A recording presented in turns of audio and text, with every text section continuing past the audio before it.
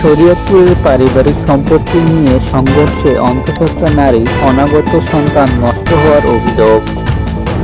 শরীয়তপুরের ভেদরগঞ্জ উপজেলায় মহিষার ইউনিয়নের পারিবারিক সম্পত্তি নিয়ে দীর্ঘদিন ধরে বিরোধকে কেন্দ্র করে সংঘর্ষের ঘটনা ঘটে।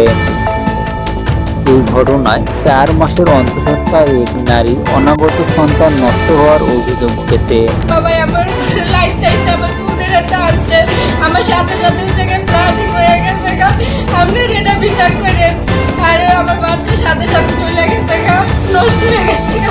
ভুক্তভোগী পরিবারের অভিযোগ, বাপ দাদার সম্পত্তির গাছ নিয়ে দীর্ঘদিন ধরে বিরোধ চলছিল।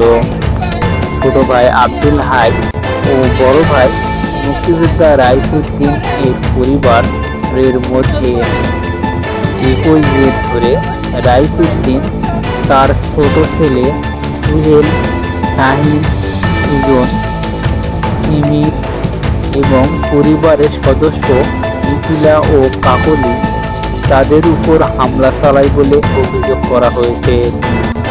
এই ঘটনায় আব্দুল হাই তার স্ত্রী মাহমুদা বেগম 4 মাসের অন্তঃসত্ত্বা মেয়ে সুলতানা স্মৃতি এবং ছোট ভাই আরিফ আহত হন বলে দাবি পরিবারের।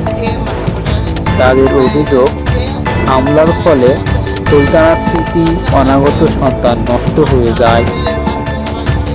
এই ঘটনায় সুলতানা স্মৃতির স্বামী লিটন সোয়াল গত 19 জুন 2026 তারিখে অনাগত সন্তানের মৃত্যুর বিচার চেয়ে বিজ্ঞ চিফ জুডিশিয়াল ম্যাজিস্ট্রেট আমলে আদালতে একটি মামলা দায়ের করে বলে পরিবারকে জানিয়েছে।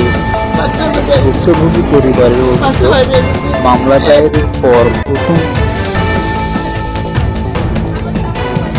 দায়েরের পর এখন পর্যন্ত কাউকে গ্রেপ্তার করা হয়নি। এতে নিরাপত্তাহীনতার মধ্যে দিন কাটছে বলে ভুক্তভোগী পরিবার জানিয়েছে। দ্রুত তদন্ত করে দোষীদের আইনের আওতায় আনার দাবি পরিবারের সদস্যদের।